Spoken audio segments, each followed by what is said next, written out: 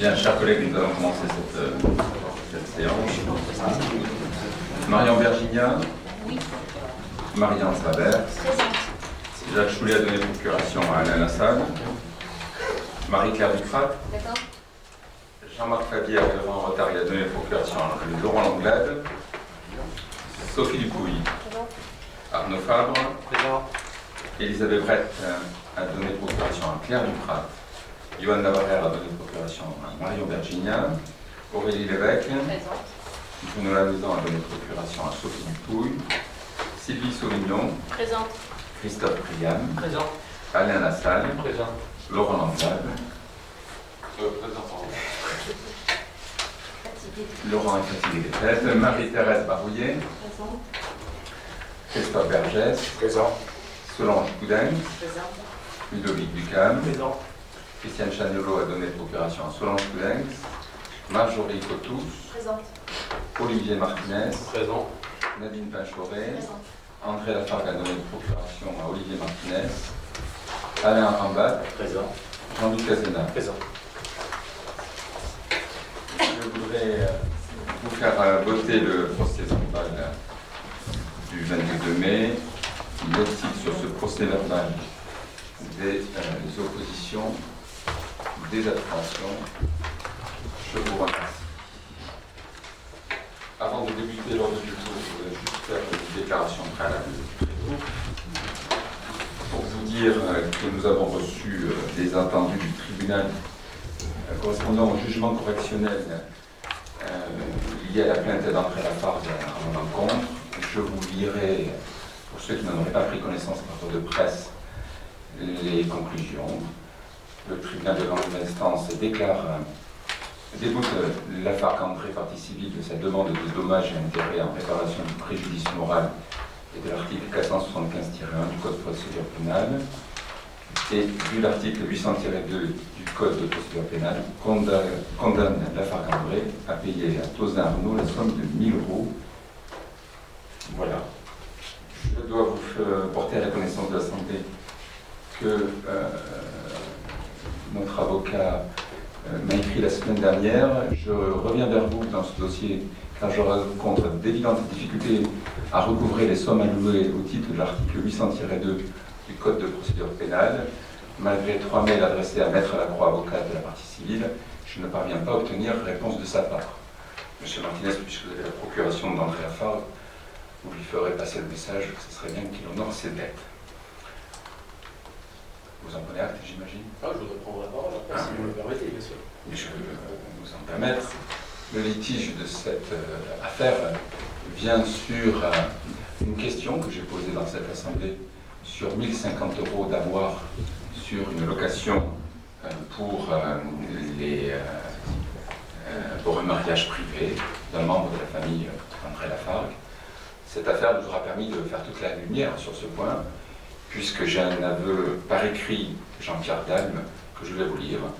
Je sous-signais Dalme Jean-Pierre, déclare sur l'honneur que c'est en ma qualité de maire de la commune de Saint-Sevé, pendant la mandature 2008-2014, que j'ai consenti une mise à disposition en titre gratuit de la salle municipale du cloître des Jacobins en faveur de M. Olivier Lafargue du 6 au 8 juillet 2012 afin qu'il organise son mariage. Cette gratuité n'avait pour seule justification que la reconnaissance de la contribution de M. Olivier Lafargue en sa qualité d'entraîneur de l'équipe féminine de Basketland, évoluant au plus haut niveau national et européen, à la notoriété et au rayonnement de la ville de Saint-Sevé.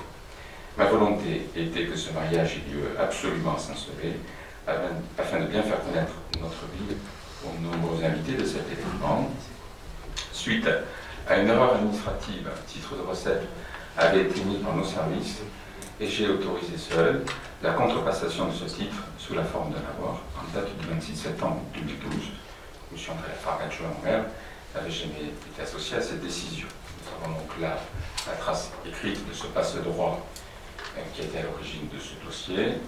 Je voudrais juste confirmer en évoquant que depuis 2014, les équipes et moi-même ne donnent plus lieu à ce type de passe-droit. Monsieur Martinez, la parole est à vous. Oui, je ne vais pas être très long, parce que monsieur Lafargue, voilà.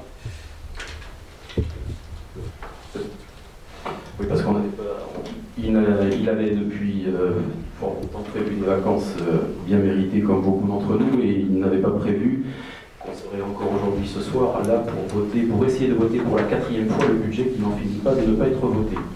Donc vous voudrez bien excuser son absence, qui n'a rien à voir avec les propos que vous voulez de tenir. Je tiens à souligner, alors c'est des points de droit mais qui ont leur importance, que nullement dans le jugement il est écrit que M. Lafargue ait fait une quelconque infraction pénale. Il est juste débouté de ses demandes de dommages et intérêts, comme vous l'avez lu très précisément. Ensuite, vous confirmez également que M. Lafargue n'est pas à l'origine de ce que vous appelez un passe-droit, puisque vous avez cité une personne qui a fait une déclaration sur l'honneur, qui n'est pas André Lafargue. Donc, nous considérons, au vu de ces éléments, je dirais pas aussi sur le fait qu'il n'y a pas de lien de parenté entre M. Olivier Lafargue et André Lafargue. Il n'y a pas lieu donc d'épiloguer outre mesure sur ce dossier. Dans tous les cas de figure, les Lafargue sont nombreux, les liens de parenté plus ou moins proches existent, vous le savez. Les personnes du cru en général sont plus ou moins cousins par alliance ou autre. Bref, André n'a pas sollicité de passe-droit, vous l'avez dit, vous avez fait la lecture d'un courrier très clair à ce sujet. Et il n'est pas condamné pénalement par une quelconque infraction, mais juste sur le fait qu'il ne peut pas obtenir des dommages et intérêts. Nous avons la confirmation qu'il y a eu un passe-droit. Les autres Saint-Séverin payent. Et certains du temps de Jean-Pierre Dagne, par une proximité, au regard de la qualité des invités, c'est ce qui est écrit au fond, pouvaient bénéficier d'une gratuité indue. J'aurais préféré que vous preniez la parole pour trouver ça scandaleux vous aussi et vous associer au fond au souhait que telle chose ne se passe plus. Voilà, je crois que ça aurait été à votre honneur. Pour autant, je vous propose que nous passions au premier point à l'ordre du jour, qui est la cession d'un immeuble à usage d'habitation, 6 boulevard de l'Espérance. Nous repassons ce point à l'ordre du jour, puisque vous aviez accepté lors de la séance du 29 mars que nous rajoutions ce point à l'ordre du jour. Nous avions d'ailleurs, j'ai ici le compte-rendu de la séance. Vous aviez accepté à l'unanimité avec nous de modifier l'ordre du jour et d'accepter ce point. Et 3 jours plus tard, vous avez contesté auprès de l'autorité préfectorale la mise à l'ordre du jour de ce point. Vous auriez mieux fait à l'époque de nous dire que vous ne pouviez pas le rajouter, on aurait convoqué un conseil municipal 5 jours plus tard, de façon à adopter cette cession d'une maison, ce que nous allons faire ce soir. Il y a là de votre part un ajustement sur le devant de la scène et dans les dessous de table qui ne sont pas forcément les mêmes. Vous avez préféré le lendemain de la prise de position officielle où vous acceptiez ce point du jour écrire au préfet pour dire l'inverse. Je tenais à ce que ceci soit signalé. Je ne reviendrai pas sur la maison, le prix, nous redélibérons ce soir, puisque nous avons un changement d'acquéreur. Il nous faut donc délibérer de façon à ce que cette session intervienne dans les jours à venir. Y a-t-il des gens qui veulent intervenir sur ce sujet? Oui, M. Martinez. Je vous donne la parole. Mais il y a quelques difficultés avec le micro, monsieur le maire. Non, tout simplement pour dire que, encore une fois, vous nous confirmez qu'il y a eu une erreur administrative et que, encore une fois, vous n'avez pas respecté la procédure réglementaire qui consiste à envoyer à l'ensemble des membres du conseil municipal les délibérations et la note de synthèse 5 jours francs avant le conseil. J'aurais mieux fait de ne pas vous croire sur parole, parce que vous avez accepté que ça soit mis à l'ordre du jour, et j'aurais mieux fait de vous convoquer 5 jours plus tard. Mais écoutez, aux grands hommes et les grandes rébellions, je crois que nous mesurons aujourd'hui la portée de vos actions. Y a-t-il d'autres personnes qui veulent intervenir là-dessus? S'il n'y en a pas, je propose que nous passions au vote. Y a-t-il des oppositions à la cession de cet immeuble? Des abstentions? Je vous remercie.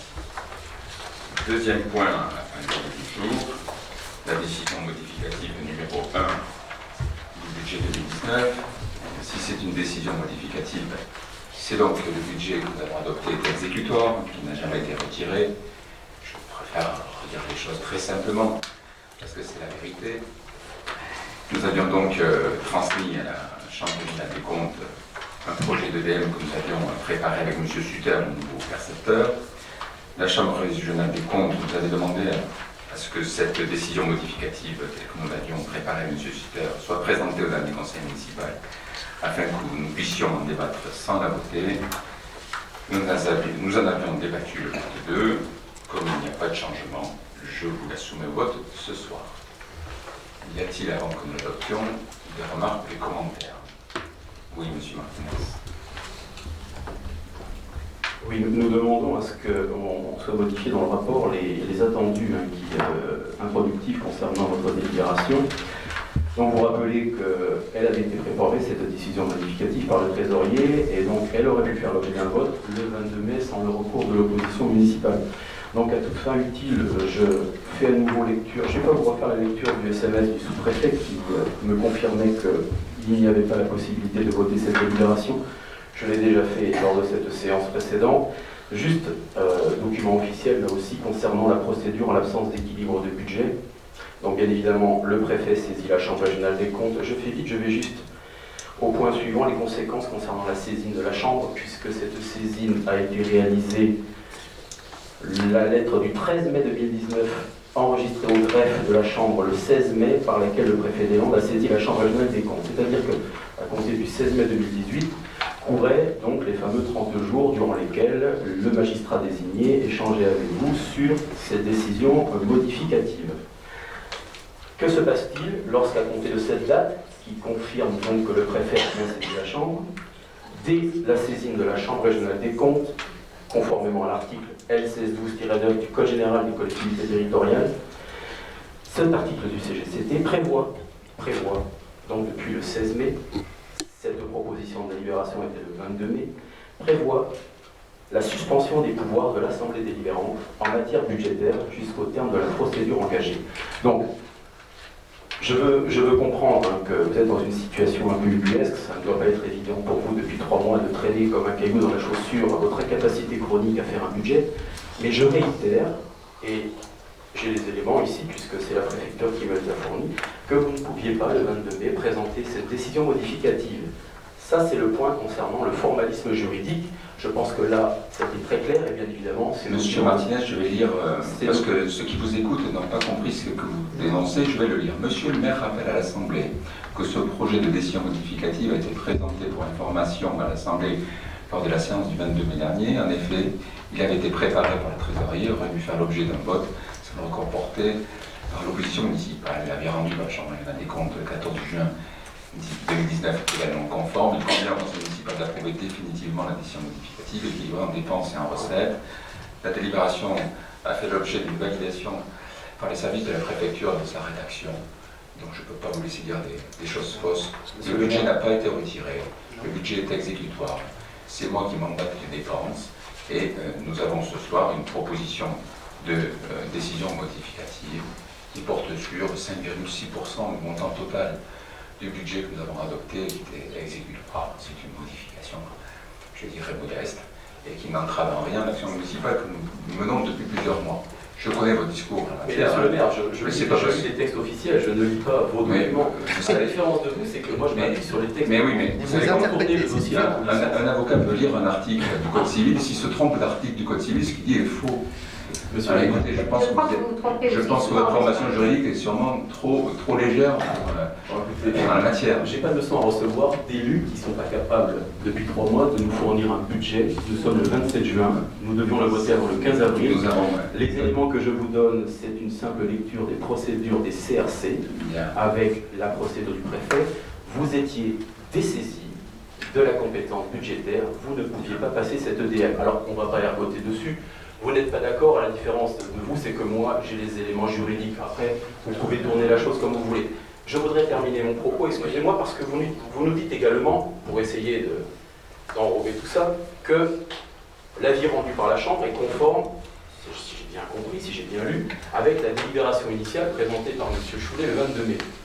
Or, quand moi je lis l'avis budgétaire qui a été rendu par la Chambre, c'est quand même extraordinaire à vous écouter, la Chambre a été sollicitée alors qu'on n'en avait pas besoin. Ces gens ont travaillé pour rien puisqu'ils n'avaient pas de base juridique. C'est un peu l'impression qu'ils ont, oui, effectivement.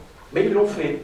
Ils l'ont fait pourtant, parce qu'ils avaient la possibilité de ne pas le faire. C'est la raison pour laquelle ils nous avaient demandé de présenter la décision de modification, qui est la même que nous présentons ce soir, dans ses grandes largeurs, le 22 mai. Dans ses grandes largeurs, et que nous ayons débattu. Oh, c'est exactement conforme. Mais si vous avez un point de modification, modification d'un montant de 13 000 euros, j'attends votre question dessus. Non, mais Puisqu'effectivement, nous avons eu des recettes supplémentaires de 13 000 euros, c'est une bonne nouvelle. Donc écoutez-moi, quand j'ai des bonnes nouvelles, je m'en réjouis, monsieur Martinez. Vous devriez aussi vous en réjouir. monsieur le maire, Vous avez fait croire à toutes les associations de la ville ces derniers mois qu'elles ne pourraient pas recevoir les subventions. Elles ont reçu les subventions. Vous avez fait croire aux agents municipaux que leur salaire ne serait pas payé. Ils ont été payés.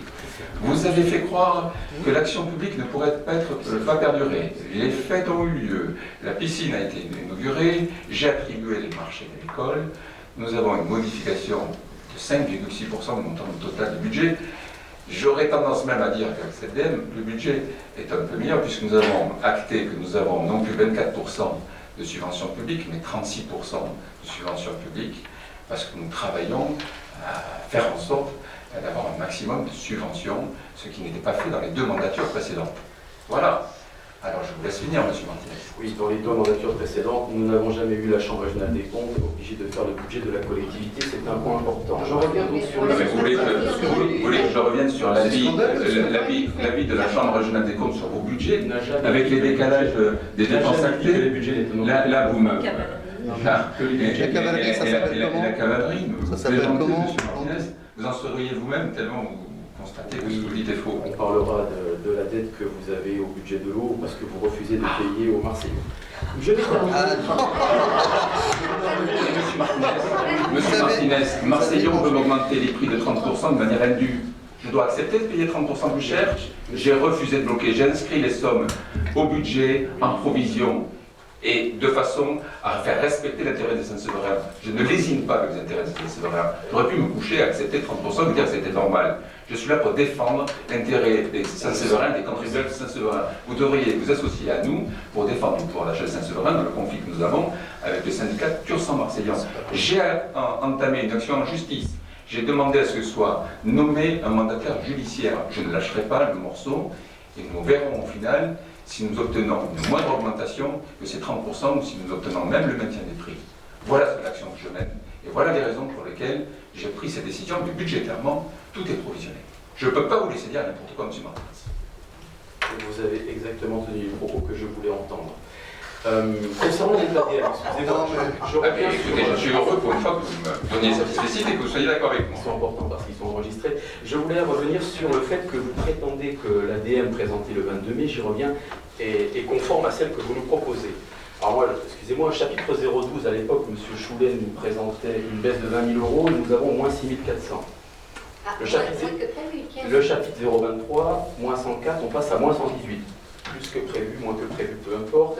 En dépenses d'investissement, là aussi, moins 123 000, nous passons à moins 138 000. Enfin, on utilise tous des dictionnaires, on connaît un peu le vocabulaire de la langue française qui est très riche. Quand on dit conforme, ça veut dire identique. Nous avons quasiment à chaque ligne des discordances. Donc j'aimerais un peu Vous êtes aussi bon en français qu'en droit, décidément. D'honnêteté intellectuelle de votre part, en acceptant de retirer le mot conforme, parce que ce n'est pas vrai. J'ai la délibération sous les yeux que vous souhaitez. Monsieur Martinez, excusez-moi, monsieur Martinez, je vais vous répondre de suite, parce que vous me direz que c'est la réponse que vous attendiez. Nous avons 13 000 euros de recettes en plus, qui sont liées à une annulation de remboursement d'assurance qui n'a pas été pris dans le compte administratif par rapport au compte de gestion. On a eu un débat avec le juriste de la Chambre pour savoir si on maintenait 20 000 euros de baisse des crédits sur la masse salariale ou si on intégrait cette recette certaine de 13 000 euros. Il a préféré qu'on intègre cette recette qui est une bonne nouvelle pour le budget de la ville et qu'on réduise les budgets de la masse salariale non pas de 20 000 mais que de 6 000, sachant que les 20 000 euros en question vous avez déjà économisé sur les 4 premiers mois, ça nous laisse de la marge de manœuvre financière complémentaire pour dans les mois à venir ou faire des dépenses en plus ou de réduire encore plus la dette. Voilà les seules différences. Je vous remercie d'avoir souligné ce point positif qui est encore une amélioration de notre projet de décision modificative. Je conclue mon propos. Donc, en conclusion, nous avons donc les recettes de fonctionnement qui baissent de 124 000 euros. J'ai bien compris que c'est une opération d'ordre. Mais au final, les investissements baissent de 118 000 euros. Vous augmentez la dette de 280 000 euros et vous vendez du patrimoine. Et je suppose que l'inscription correspond à la délibération, à la délibération votée. Donc, appauvrissement du patrimoine de la ville par une vente, baisse des investissements, augmentation de la dette de 280 000 euros. Voilà les 3 points essentiels de cette décision modificative que vous persistez à laisser entendre à l'ensemble de la population que c'est un détail dans, je le rappelle, une procédure qui nous pourrit la vie parce que nous sommes le 27 juin. C'est la 4e fois que vous représentez votre budget. Je pense qu'à un moment, il faut faire œuvre de modestie et accepter l'idée que vous ayez eu tort. Monsieur Martinez, moi ça ne pourrit pas la vie. Moi je suis très seul. Moi non plus. Mais vous dites ça nous pourrit la vie. Alors, vous parlez Je de pense qui à tous les gens de rassurez-vous, il y a personne qui se qui autour de la table. Ça vous La vente de la maison que vous évoquez, le percepteur précédent, on intégrait en recette de fonctionnement. C'était comme ça que c'était inscrit dans le budget primitif qui est exécutoire aujourd'hui. Le nouveau percepteur souhaite que l'on intègre en recette d'investissement. Ça ne change absolument rien. Ça, c'est le premier point. Je ne rentrerai pas dans le débat sur l'appauvrissement du patrimoine. Si je commence à parler de la vente de la gendarmerie ou de la vente de la cité Montadour, à 12 000 euros le logement, je pense qu'à mon avis, vous êtes sur un terrain glissant pour vous. Le deuxième, j'ai maintenu 95% des crédits d'investissement. Je prévois dans ce budget d'investir 2 660 000 euros. Voilà, ça c'est le premier point. J'acte le fait que j'ai des recettes et d'investissement supplémentaires parce qu'on a obtenu des subventions. Malheureusement d'ailleurs sur ces subventions-là, vous n'avez pas été très bon ces dernières semaines, M. Martinez. Vous parlez de quoi? Jean-Pierre Dalme avait obtenu 36% du département pour le beach. Nous avions fait une demande de la même hauteur de 36% pour les vestiaires polyvalents des sports. Vous avez obtenu 0%. J'aurais préféré, M. Martinez, vous serviez votre commune par votre engagement de conseiller général. Vous défendiez le BIFTEC.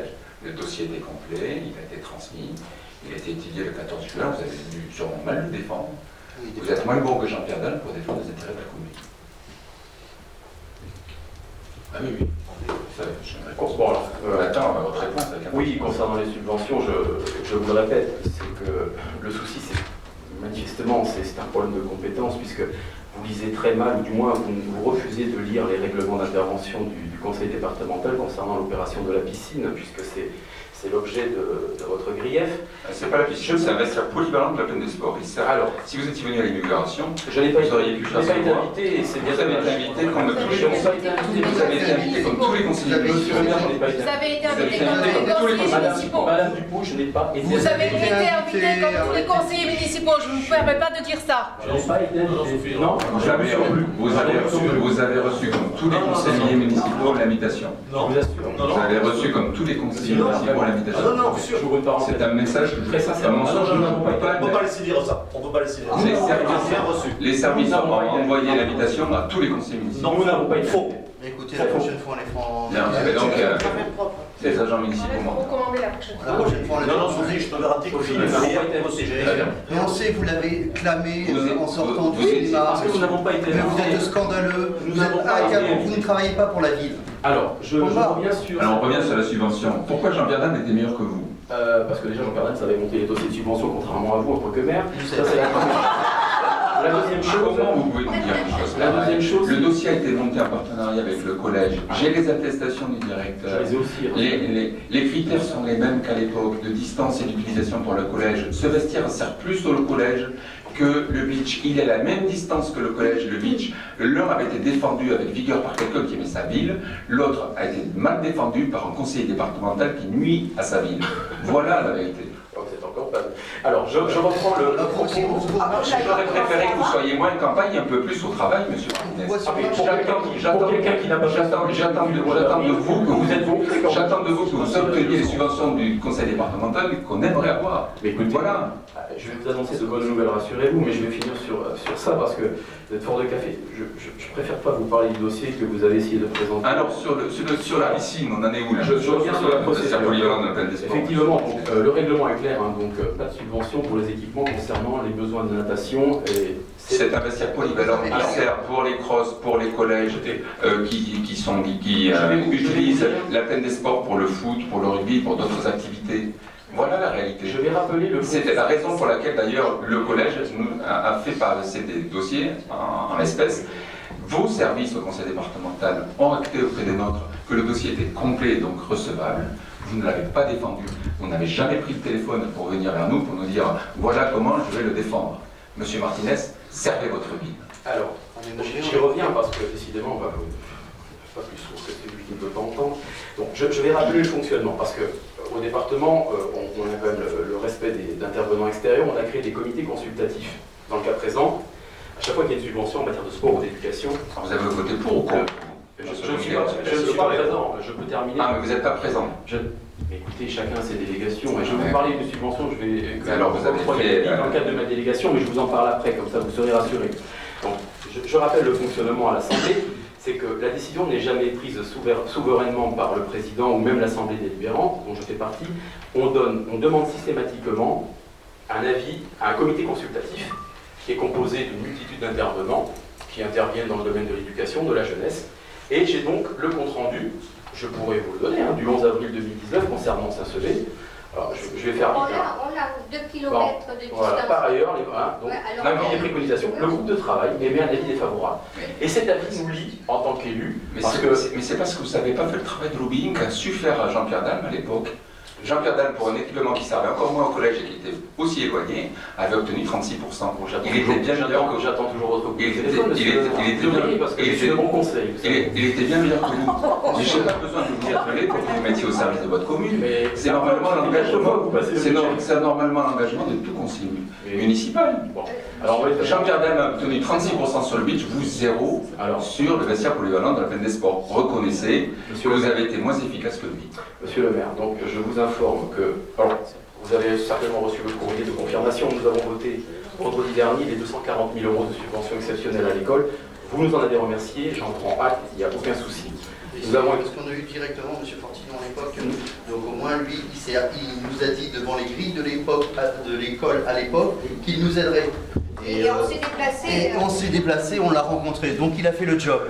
Vous ne savez pas le faire, c'est tout. Peut-être que sur le sport, j'aurais dû passer directement avec lui. Avec M. Fortino, vous apprendrez qu'en général, quand M. Fortino intervient dans une commune où il y a un élu, conseiller départemental de sa majorité, les propos qu'il tient sont toujours validés par le conseil départemental du secteur, donc rassurez-vous. Oh, mais c'est comme ça que ça fonctionne. On a cette chance. Il est sous tutelle de votre autorité.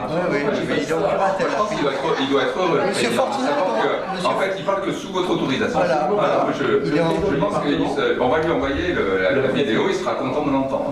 Le président du conseil départemental écoute les élus du territoire et s'intéresse et demande. Et donc, si vous aviez défendu le projet de piscine, vous auriez obtenu. Non, de vestiaire. Non, mais parce qu'il vient de dire qu'il écoute les élus du territoire. Si vous aviez défendu ce projet de vestiaire polyvalent, vous aurez répondu. Donc si on a 0, c'est que vous ne l'avez pas défendu. Mais vous avez 240 000 pour l'école, voilà. Oui, mais enfin le plus qu'on a sur l'école, c'est ce qu'on aurait dû avoir sur le vestiaire. Et donc au final, vous ne faites pas le job. Mais écoutez, si vous ne souhaitez pas avoir l'école, vous me le dites. Non, monsieur le maire, est-ce que vous me donnerez la parole après sur l'école? Parce que j'ai quelque chose à dire et qui est quand même très important. Allez-y, Claire. Et je peux le dire là maintenant? Allez-y. Oui, mais je vais le dire. Écoutez, monsieur Martinez, vous nous amusez la galerie, mais vous ne vous amusez qu'à vous et que vous affirmez que vous avez à côté. Vous faites des signalements au procureur pour dresser les gens les uns contre les autres. Calomnier, il en restera toujours quelque chose. Vous avancez masqué avec des procédés dignes d'une période de trouble de notre histoire. Ce que vous avez fait est très grave. Non, ce n'est pas la peine de rire, monsieur Martinez. Et je me tourne vers la caméra parce que je veux que les gens de Saint-Sevé sachent ce qui s'est passé. Il y a eu un signalement de monsieur Martinez au procureur avec une enquête qui a été diligentée par la police judiciaire. Et les directrices de Sainte-Thérèse ont eu l'agréable surprise de voir un jour débarquer 2 personnes mandatées par le procureur à la demande de M. Martinez pour détournement d'argent public au profit de Sainte-Thérèse. Alors cet après-midi, nous avions une réunion avec les directrices de Sainte-Thérèse, les gens de l'académie, l'inspecteur d'académie, le directeur du collège, ou en passant, d'ailleurs vous n'êtes plus jamais, que M. Gérard Rose est là, on ne vous voit plus au conseil d'administration. Avant, moi, quand j'avais un retard, vous le signalez, mais là, vous n'y êtes plus jamais. Donc, vous avez fait ce signalement quand même, l'enquête est en cours, monsieur Martinez. Je pense que ça ne va pas être à votre avantage. Une fois de plus. Et on se réserve le droit d'aller jusqu'au bout et de siffler la fin de la récré. Parce qu'à la rentrée prochaine, les Sainte-Thérèse n'est plus dans de bonnes dispositions pour recevoir nos enfants. Voilà. Vous savez très bien de quoi je parle. Vous me menacez là où j'ai... Non, je ne menace pas, je dis la vérité, je dis ce qui se passe réellement. Et c'est très grave. Vous avancez masqué, vous faites des signalements. Si vous pouvez le faire par quelqu'un d'autre, vous le faites. Quand les gens ne veulent plus, eh bien, vous y allez gaiement. On le sait, on nous l'a dit, on l'a vu. Non mais vous me menacez ou vous ne me menacez pas? Je ne comprends pas. Je ne vous menace pas, je dis ce qui s'est passé. Vous avez bien fait un signalement le 29 février par rapport à l'école Sainte-Thérèse. Vous avez été interrogé le 2 avril par la brigade de recherche de gendarmerie. Donc on va pas vous. Et attendez, vous n'êtes pas dans un tribunal, vous dites quoi? Donc, vous me dites, moi je n'ai pas autorité pour faire, pour envoyer une directrice d'établissement scolaire devant une brigade de vous avez dit quoi, des gendarmes, c'est ça? Enfin bon. La brigade du judiciaire qui se déplaçait à votre demande. À votre demande, monsieur Martinez. Mais non, mais moi je n'ai pas de pouvoir. Si, à votre demande. Mais je n'ai pas de pouvoir sur la police judiciaire. Vous n'avez pas écrit, vous n'avez pas témoigné, vous n'avez pas écrit. Ah mais moi j'ai écrit, j'ai témoigné, bien sûr. Bon. Bien évidemment. C'est comme ça. On voulait juste pour ça. Alors après, on verra. Mais moi, on verra les conséquences qu'il y aura de tout ça. Alors, excusez-moi, mais le droit à questionner sur des procédures. Et pardonnez-moi, vu la situation ubuesque dans laquelle on est dans cette commune avec votre gestion désastreuse, on est en droit de se poser des questions. On appelle ça taper en touche. Vos procédés sont dignes d'un autre âge et d'une époque trompée. Venant de vous, c'est flatteur. Donc, je tiens si à vous dire avez des questions, vous venez me voir. Toutes les choses sont, tout ce qu'on fait est légal ici. Monsieur le maire, moi, si vous vous interrogez sur, de toute façon, vous avez tous les éléments. sur les dépenses, moi, j'ai jamais rien caché. Mais tout ce qu'on a fait est dans le strict respect du droit. Mais écoutez, donc il n'y a pas de problème. Tout va bien alors. Mais on verra si il n'y en aura pas, monsieur Martinez. Ah, mais vous dites qu'il n'y en aura pas. Mais moi, je vous dis que tout ce que je fais est légal. Ben, tout à fait. Et surtout dans l'intérêt des enfants. Et dans l'intérêt des enfants et dans l'intérêt général. Et moi, quand nous étions dans l'opposition, on posait des questions, on s'exprimait ici, et j'allais pas faire des signalements ubuesques par en dessous. Ça, c'est pas des procédés que je trouve tout à fait corrects. Encore moins vis-à-vis, vous connaissez la situation dans laquelle on a été. On s'est retrouvé sans école à la rentrée. Il a fallu, en 48 heures, trouver une solution qui a été validée par l'Académie, par M. Combe, par M. Tosier, qui a été réalisée, réfléchie au fur et à mesure avec Christophe Sorouille. Je remercie encore le collège et Sainte-Thérèse de nous avoir hébergés. C'est la moins mauvaise solution que nous avons trouvée, nous n'en avions pas d'autre. On a réussi à garder les élèves sur place pendant toute l'année. Nous avons cherché à l'améliorer au fur et à mesure. Et ce qui ressort, la réunion qu'on a faite tout à l'heure, c'est qu'au final, l'enseignement s'est passé dans des bonnes conditions. Que les enfants ont été accueillis normalement cette année.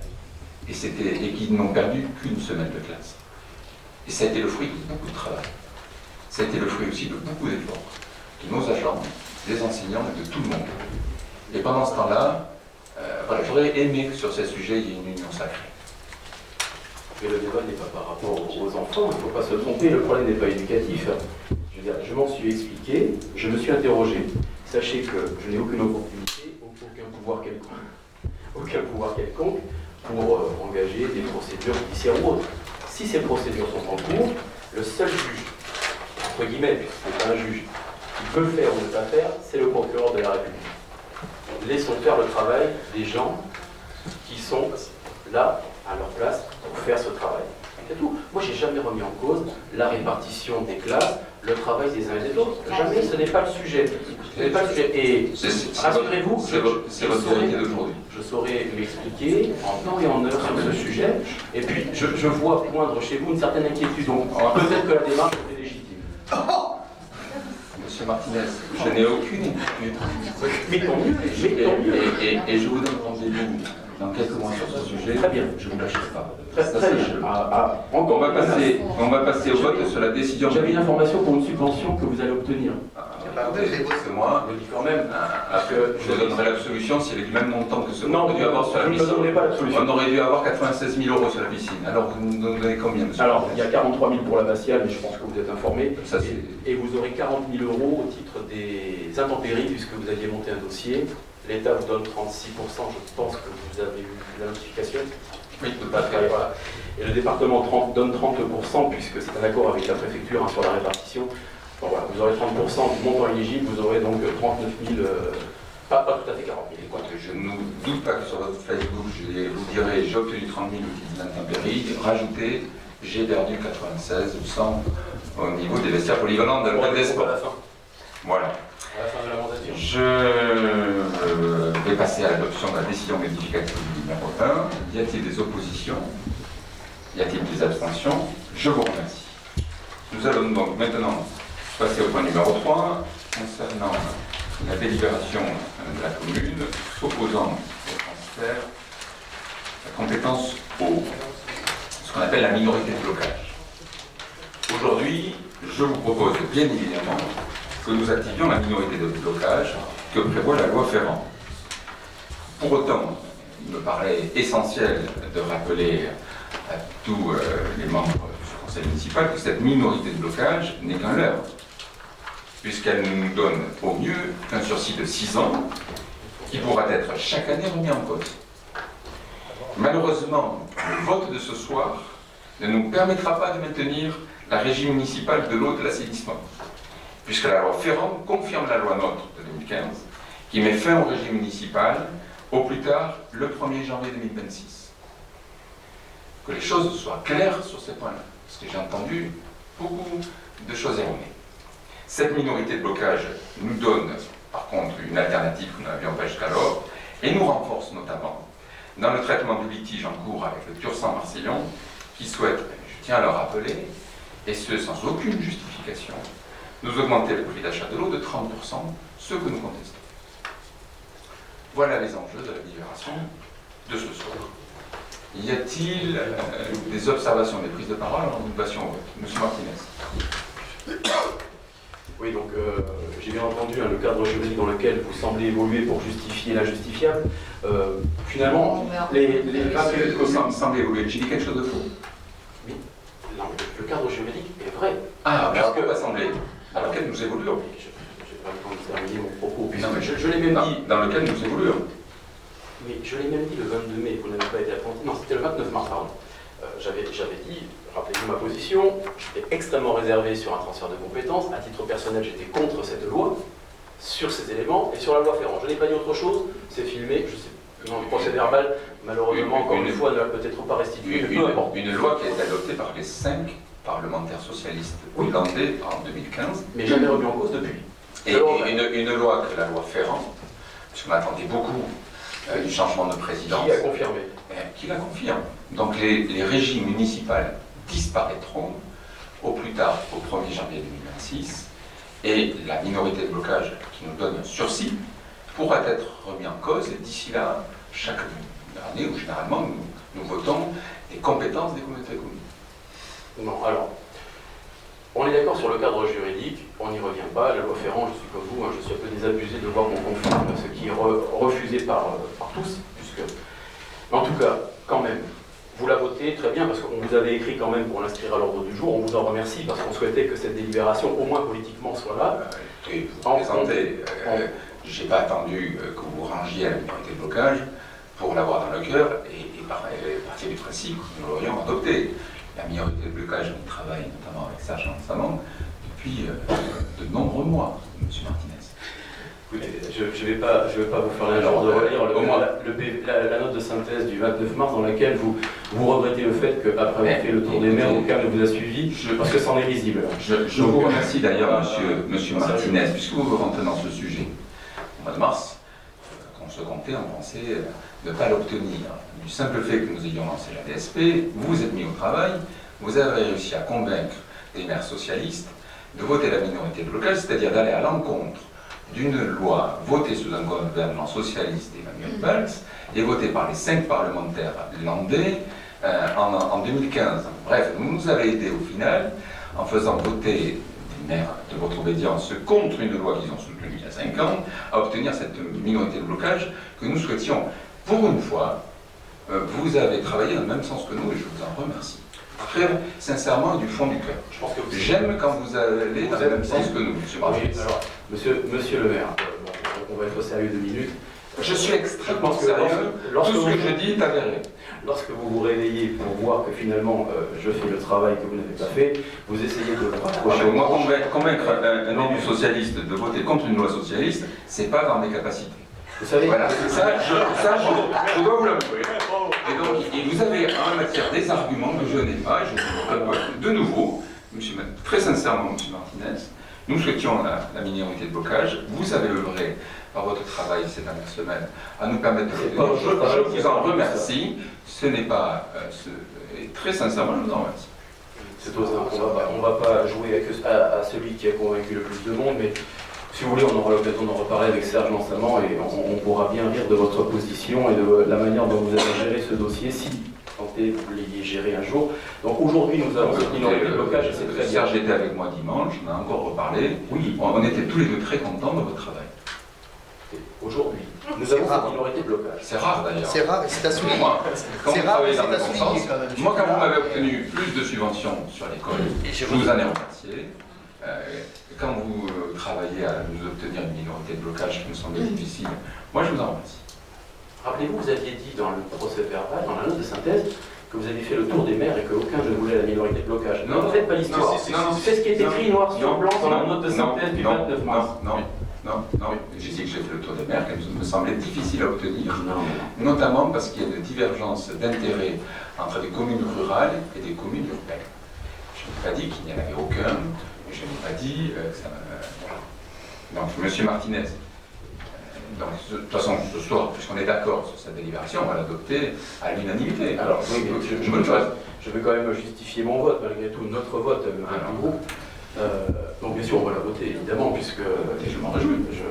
Je revendique très modestement être à l'origine de cette minorité de blocage, contrairement à vous.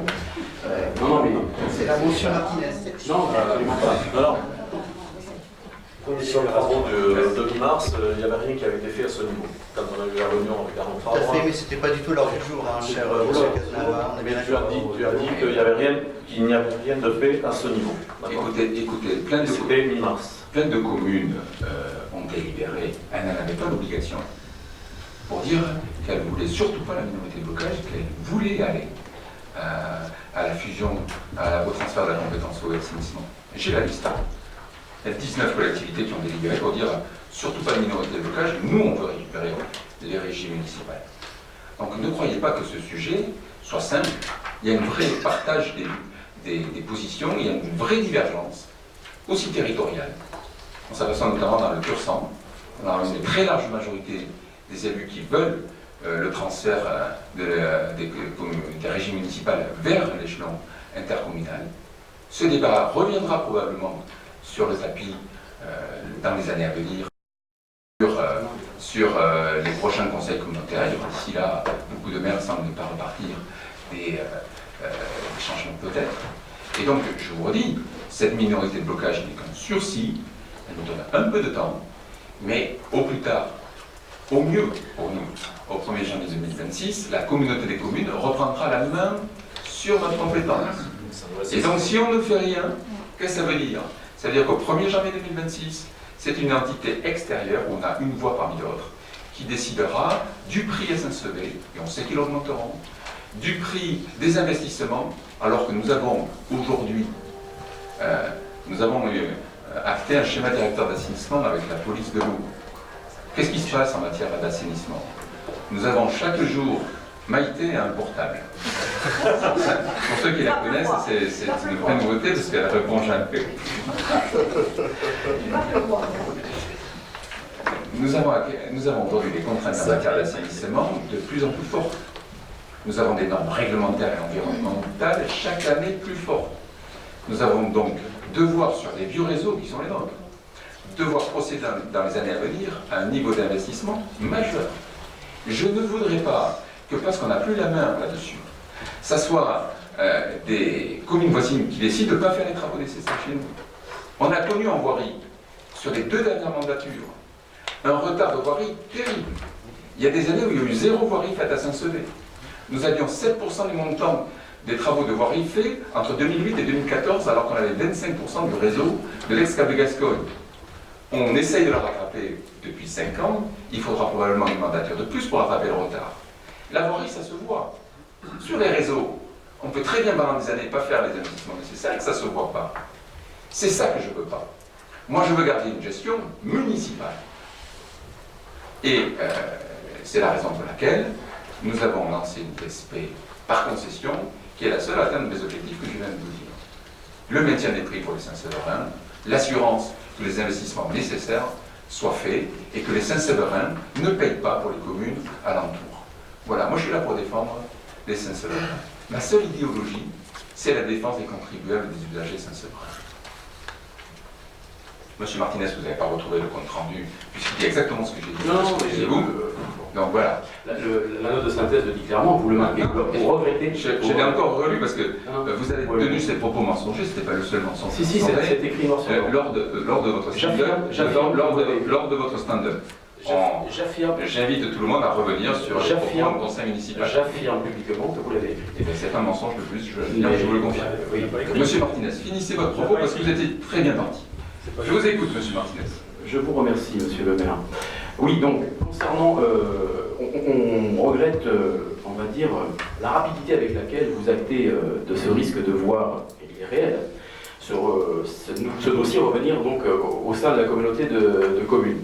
Mais enfin, quand même, croyez-vous un seul instant que vous ayez la clairvoyance et que 20 autres communes ne l'aient pas, et qu'en grande naïveté, elles auraient voté cette minorité de blocage tout comme nous, et resterait comme ça, sans avoir compris tout comme vous qu'il y avait ce risque. Mais aujourd'hui, on a 6 ans pour réfléchir. On a 6 ans. Et quand bien même la communauté de communes déciderait d'inscrire à l'ordre du jour la prise de compétences eau et assainissement l'année prochaine, 2021, 2022, peu importe. C'est la même procédure qui s'applique, c'est de nouveau une recherche de minorité de blocage qui s'applique. La ville d'Agetmo a engagé, tout comme nous, des démarches bien légitimes selon nous, je vous mets dans le nous, moi-même et d'autres, pour justement empêcher ce transfert automatique.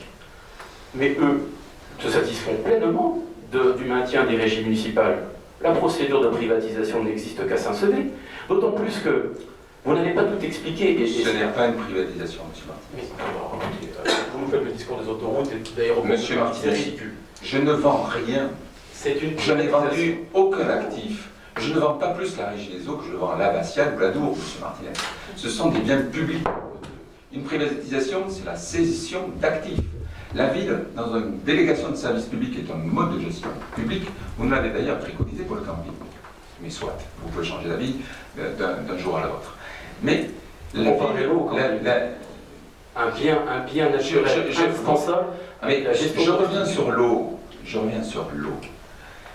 La ville, dans le cadre de la délégation de service public, reste propriétaire de toutes les installations. Dans une délégation de service public, la ville garde la main sur la fixation du tarif. Le but de la délégation de service public, c'est d'avoir un tarif ferme pour les Saint-Séverins pendant 15 ans. Et la part délégataire, pas pendant 6 ans. La part délégataire. C'est une concession, c'est une délégation de service public par concession. Le gestionnaire, qui est un professionnel, récupérera les 6,1 millions de dettes. Il honorera chaque année les remboursements de la dette que nous lui transférons. Et à la fin de la période, tous les investissements qu'il a fait, j'ai exigé dans le contrat, parce qu'une délégation de service public, vous avez ici le dossier. Est-ce que vous l'avez lu, M. Martinez? Écoutez, on va le lire, rassurez-vous. Non, c'est-à-dire que vous ne l'avez pas lu. Il l'a pas lu. Non, mais moi je ne l'ai pas lu. Moi j'attends de voir si les entreprises... Vous n'avez pas lu. Mais j'attends que... Mais vous nous faites un tel propos sans avoir fait le premier devoir d'un élu, s'informer. Mais monsieur Tozin... J'ai dans le contrat, savez-vous combien y a-t-il d'articles garantissant les objectifs et les engagements dans ce document. Mais il y en a combien, M. Martinez? Vous plaisantez. Il y en a 10. Vous êtes en train de nous Il y en a expliquer 20. Il y en a que la combien, M. privatisation Martinez? de l'eau et de l'assainissement Monsieur Martinez, serait un mode de gestion idéal pour l'eau et l'assainissement. Vous plaisantez. Je suis d'accord avec vous, Monsieur Martinez. La privatisation n'est pas le bon principe, c'est pour ça que c'est pas ce que je fais. Oui, mais Monsieur Tauzin, Ma gestion reste vous faites une publique. démarche, vous faites une Là-dessus, démarche étrangère nous à avons l'intérêt général et nous le savons. Là-dessus, nous avons 110 critères, 110 articles qui définissent tous les engagements de niveau de service, de proximité, de prix, d'investissement.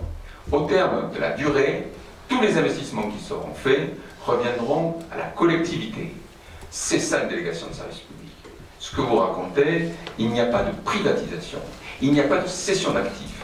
Ça me permet, ce dispositif, de pouvoir essayer d'avoir un prix ferme pour les 15 années à venir pour les Saint-Séverin et de ne pas subir, au mieux en 2026 ou pire avant, une augmentation qui serait décidée par la communauté commune, parce qu'à Saint-Sevé, on a un tarif plus bas qu'ailleurs. Parce qu'à Saint-Sevé, on a la chance d'avoir une zone industrielle. Les industriels ont un tarif de gros. Le syndicat Pur-Saint-Marcillan a décidé lors de la fusion de remettre en cause les tarifs de gros. Je ne veux pas jouer avec l'emploi local. Je ne veux pas confier la gestion à une entité qui viendrait imposer aux industriels, ce qu'ils m'ont dit, le même prix que les particuliers. C'est ça aussi les enjeux. J'ai la police de l'eau qui a défini pour les 12 années à venir des investissements dans les réseaux, dans la station, pour qu'on soit en conformité avec les obligations chaque jour plus fortes environnementales. Et donc, tout est défini là-dedans. Vous êtes en train de nous dire Et donc, que l'entreprise privée va mieux faire qu'une régie alors qu'elle rémunère des actionnaires. Mais vous foutez de nous quand même. Mais Là, vous foutez de nous quand même. Monsieur Martinez, Monsieur Tauzin, quand vous Monsieur expliquez que Martinez, la maîtrise du prix n'existe pas, Monsieur vous ne Martinez, parlez même pas de la vous part ne- du délégataire. La part du délégataire, vous n'avez vous ne me aucun parlez, pouvoir dessus. vous me parlez d'un document que vous n'avez pas lu. Monsieur Tauzin, vous Vous voulez me que je parlez parle d'un des document exemples de que privatisation vous n'avez de l'eau et de même. l'assainissement. Vous me parlez d'exemples qui ne concernent pas Saint-Sevé. Lisez le cahier des charges. Mais- Mettez-vous au travail. Monsieur Tauzin, nous Mettez-vous au allons, travail. puisque paraît-il des Nous entreprises avons- auraient répondu. Nous, Là maintenant, nous savons que des entreprises, ou une entreprise a répondu, je ne sais pas. mais rien n'est caché. Nous avons une commission d'appel d'offres. Combien Elle d'entreprises s'est réunie mardi. Mardi, il y a eu l'ouverture des prix. Nous avons 5 entreprises qui ont retiré l'offre, 2 qui ont visité les installations, une seule a souhaité répondre, ce qui est la preuve que le cahier des charges est très exigeant. Parce qu'il récupère la dette, parce qu'il y a une obligation d'investissement, parce qu'ils doivent s'engager sur le prix pour les 15 ans à venir. On peut savoir le nom de la société. Mais moi, c'est transparent. Si votre collègue était resté jusqu'à la fin de la séance, il le saurait. Cette entité s'appelle la Sogedo. Oh, c'est bizarre ça. Et pourquoi c'est C'est bizarre? très surprenant. Non, c'est bien, enfin. Qu'est-ce que vous accusez, monsieur? Rien du tout, vous inquiétez pas, ça viendra en temps et en heure. Moi, j'ai mon Ça, c'est comme pour Sainte-Thérèse, une Non, dénonciation par en dessous. monsieur- Si vous avez quelque chose à dire sur la Sogedo, dites-le ce soir, monsieur Martinez. Monsieur Tauzin, aujourd'hui, nous avons. Qu'est-ce que vous avez à dire là-dessus? Parce que Alors, vous venez de faire une allusion ce que j'ai à tout dire. à fait insupportable. Vous êtes en train de nous expliquer qu'une société privée, dont Je vous ai la parlé raison de- première, Vous venez de dire sur la Sogedo, ah, quel hasard. Non, Qu'est-ce que vous sous-entendez? nous monsieur avons donc Martinez une société. Qu'est-ce que vous sous-entendez, monsieur Nous Martinez, avons par rapport donc- à ce professionnel? Parce que Nous vous avez avons semblé dire donc- qu'il y aurait une collusion ou un problème. ça. Ah bon? Je Vous l'avez juste insinué. Je n'ai pas dit ça. Je souligne que c'est la Sogedo. Mais Peut-être que j'en suis ravi. Mais en quoi serait-il étonnant? La Sogedo est l'entreprise privée, c'est une PME de 300 collaborateurs qui est la plus implantée dans le département. Elle gère l'eau des échourdes et donc il y a plusieurs villages dans notre communauté des communes où l'eau est fournie par ce syndicat. Donc il est normal qu'une entreprise qui a une base aux côtés de nous se dise je suis compétente pour essayer d'intervenir plus loin. Voilà. Je regrette par contre que la SOR, il faut dire des noms, qui a retiré le dossier, n'est pas allé jusqu'au bout. Peut-être, je vais en parler du SIDEC, peut-être que le cahier des charges exigeant, je dirais, refroidi. Mais le SIDEC, j'ai même écrit au SIDEC, parce que moi j'aurais préféré que le SIDEC gère cette DST. Et j'ai un écrit du SIDEC, je leur ai même écrit, pour leur demander de candidater. L'écrit du 23 mai. Et que me disent-ils? Ils me disent qu'ils ne candidatent plus parce qu'ils sont 30% plus chers. En gros, parce qu'ils ne sont pas compétitifs. Les élus formulent à l'unanimité le souhait d'arrêter cette procédure car trop étrangère à l'esprit syndical. Certaines correspondaient à des baisses de l'ordre de 30% par rapport au prix pratiqué depuis des décennies. En gros, dans ce courrier, ils nous expliquent qu'ils sont 30% plus chers à chaque fois qu'ils concourent et donc qu'ils ne sont pas compétitifs. Vous mentez, monsieur Tauzin, ce n'est pas le sens de la lettre. C'est du 23 mai. Je l'ai sous les yeux, je vais vous lire le paragraphe. Cette réserve s'est trouvée particulièrement étayée par les nombreuses interrogations suscitées par les offres concurrentes régulièrement mieux placées et dont certaines correspondaient à des baisses de l'ordre de 30% par rapport au prix pratiqué depuis des décennies, sans que des éléments techniques et financiers puissent l'expliquer. Les élus formulèrent alors à l'unanimité le souhait d'arrêter cette procédure. Vous avez compris le sens de la phrase? Oui, d'accord. Ça veut dire que des concurrents au SIDEC avaient pris un marché et que eux ne l'ont pas pris parce que le concurrent était 30% mieux placé qu'eux. Voilà ce que ça veut dire. Non, ça ne veut pas dire ça. Donc, Monsieur Martinez, vous nous avez dit la même chose au dernier conseil, de toute façon, le SIDEC en candidature, on n'est pas compétitif. Absolument Alors, pas. écoutez, moi je le regrette. Moi je constate. Je vous dis Toujours que nous avons l'intime conviction que cette démarche est totalement étrangère à l'intérêt général des Saint-Séverins. Nous nous interrogeons sur cette démarche. Nous nous interrogeons. Voilà. Et je peux vous dire qu'on va encore s'interroger longtemps. Une société privée qui rémunère des actionnaires, qui est capable, et vous en êtes fiers, de répondre à tous ces critères.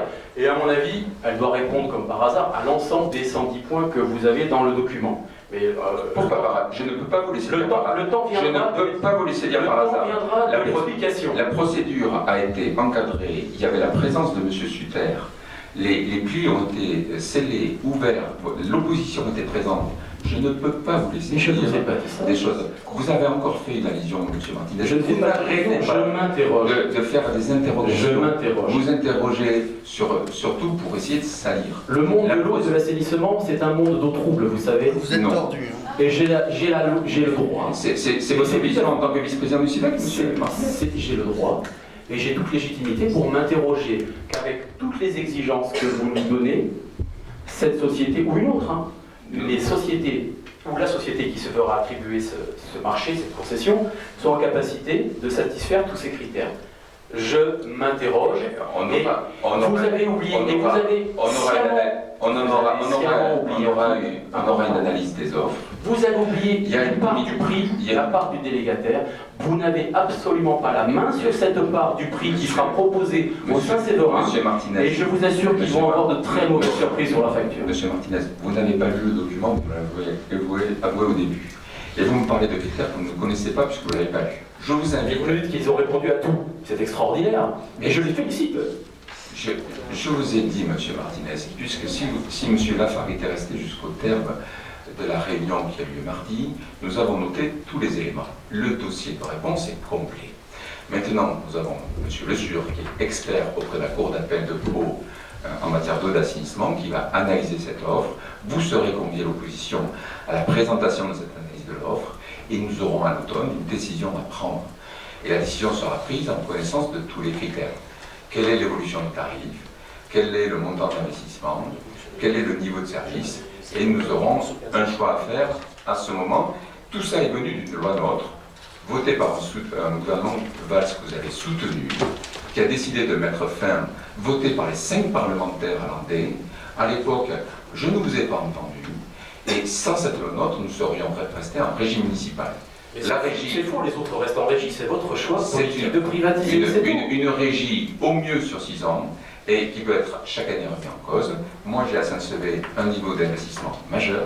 Nous avons à Saint-Sevé une zone industrielle où il y a un prix de gros, où tout le monde a envie de la récupérer pour augmenter les prix de tout ça. Je ne joue pas avec l'emploi local, je ne joue pas avec le pouvoir d'achat des Saint-Séverins. Nous allons passer au vote. Pourquoi vous n'avez pas demandé la création d'une régie communautaire avec AGETMO? Parce que...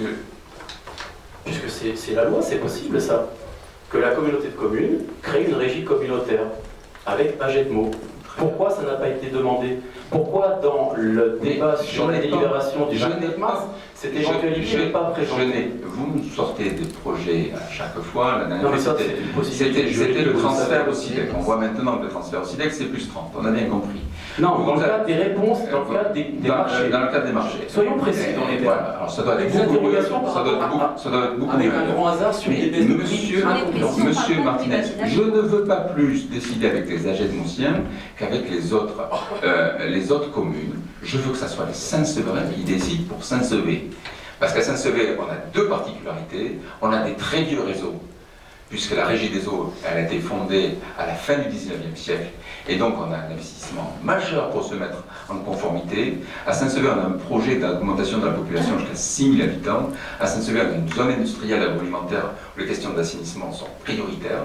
Je ne joue pas avec l'avenir. Les investissements en matière d'eau, la durée moyenne d'investissement est entre 40 et 50 ans. L'investissement qu'on a fait au château d'eau a été amorti sur 50 ans. 6 ans à l'échelle de l'eau, c'est peanuts, c'est rien. Donc ne nous faites pas croire qu'il faut reculer pour mieux sauter. Moi je traite le mal là où il est. Je passe au vote. Je vois surtout un élu qui n'a pas le courage politique de porter ses investissements parce qu'il n'est pas en capacité de le faire. Je passe au vote, monsieur Martinez. Y a-t-il des oppositions sur ce point 3, minorité de blocage? Vous votez pour ou contre la minorité de blocage, monsieur? On vote pour la minorité de blocage. Ah, très bien. Donc alors, on va le refaire. Y a-t-il des gens pour la minorité de blocage qui sont contre, des gens qui s'abstiennent? Et vous voyez qu'au final, vous avez soutenu mon projet. Je vous remercie. Le quatrième point, l'adhésion à PayFit titre. C'est une convention nous liant à la Direction générale des finances publiques pour mettre en place un paiement en ligne des recettes publiques locales.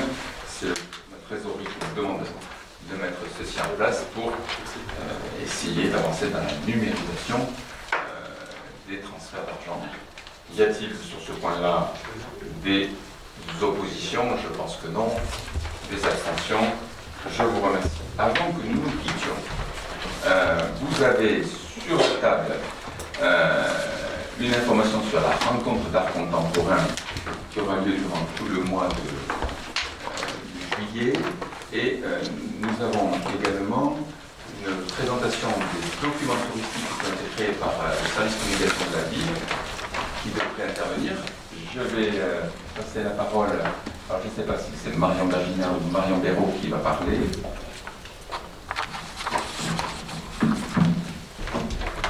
Juste, j'avais une petite question. Je voulais m'assurer que vous ayez reçu, je reviens sur les invitations reçues par reçues. Pour les sportifs méritants, est-ce que vous aviez reçu l'invitation? Sportif, oui, sportif. Puisque vous étiez un d'entre vous. Alors écoutez, c'était sur le même mail du 3 juin à 17h54. Si vous avez reçu celle-là, vous avez reçu également l'invitation. C'était le même carton. Voilà, je voulais juste dire ça. C'était le même carton, la même invitation. Ils n'ont pas eu jusqu'au bout. Comme pour les dossiers. Donc maintenant, je vais passer la parole à Marion Béraud, si elle souhaite intervenir. Effectivement, on ne va pas se revoir, a priori, avant l'été, et notamment avant le lancement de la saison touristique le 1er juin à Jaune. Et donc, on a créé en interne, donc je félicite Flora Valette à mes côtés, en tant qu'agent de la ville, et Marion Béraud, qu'on a la chance d'avoir avec nous, encore jusqu'à la fin de l'été. Des documents touristiques propres à Saint-Sevé qui ont été réalisés en interne, donc par nos soins, en collaboration avec l'Office de tourisme. Je vais vous les faire passer, ils ne sont pas encore diffusés puisque remis à partir du 1er juillet. Et je vais laisser à Marion le soin de nous expliquer. Excusez-moi, je vous coupe, je suis désolé, j'avais une autre réunion prévue, FEC, tu étais invité Arnaud, mais je programme à Gigaï, voilà, je dois faire une intervention. Excusez-moi. Bonne soirée. Voilà, merci à vous. Tu viens ici, Marion? Non, je te l'amène. On On vous fait passer les documents et il va vous les expliquer plus en détail.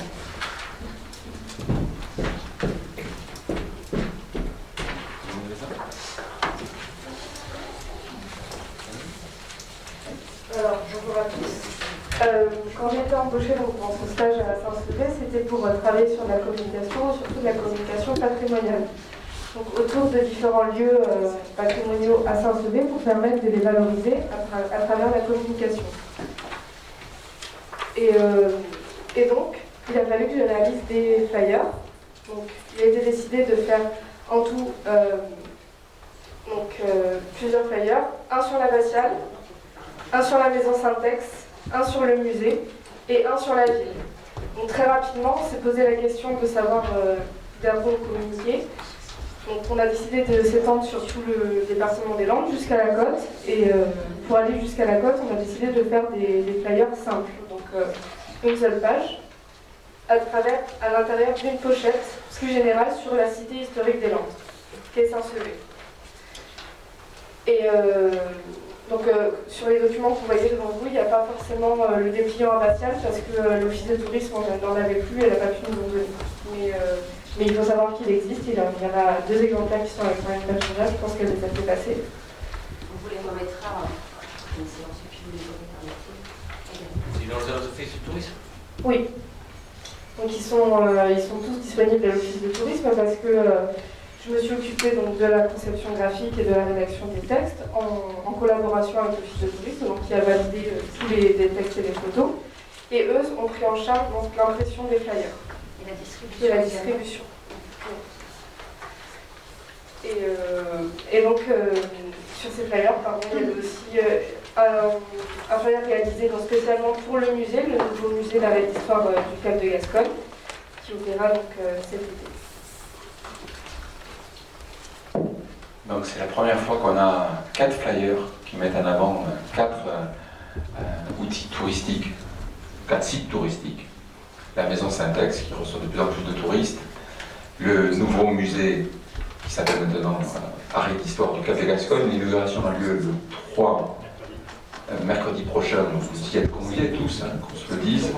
L'abbatiale avec la mise en accessibilité du clocher et la rénovation intérieure qui chaque jour renforce la beauté de ce lieu. Et enfin la cité historique des Landes, qui est Saint-Sevé avec ses remparts, ses portes fortifiées. Bref, la volonté c'est de permettre à tous ceux qui sont à l'intérieur du département de faire en soi Saint-Sevé, de toucher pour la première fois aussi la côte, avec une expérimentation de distribution qui donc du côté de Cabreton on se dort. Je pense qu'on pourrait dire aussi qu'on a profité de la présence et du professionnalisme de cette jeune fille pour changer le logo de la ville qui n'a rien coûté à la ville, comme ce qu'on pouvait lire aussi sur des Facebook gentils.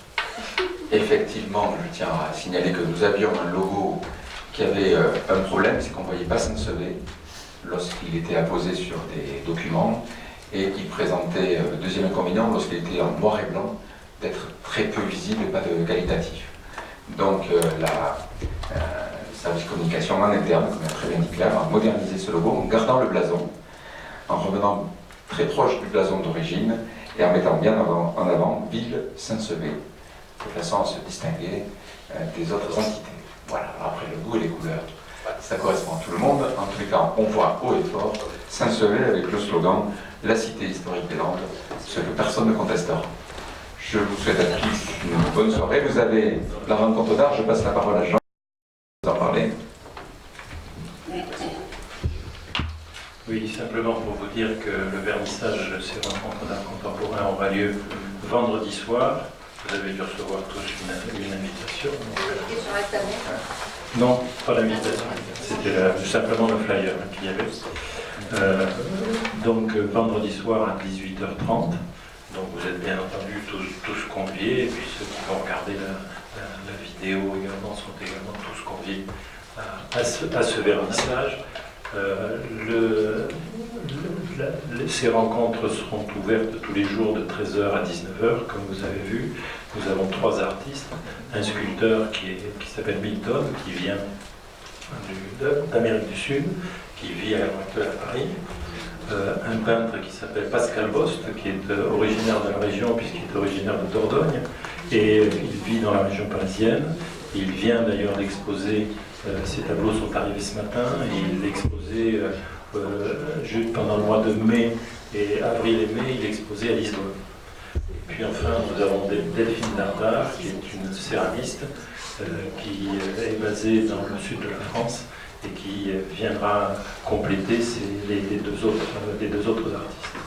Donc cette exposition a lieu donc, jusqu'au 4 août. Voilà. Je vous invite à vous y rendre. Voilà. Et ce sera dans l'église des Jacobins, avec un éclairage spécial, bien entendu. Et je pense que ce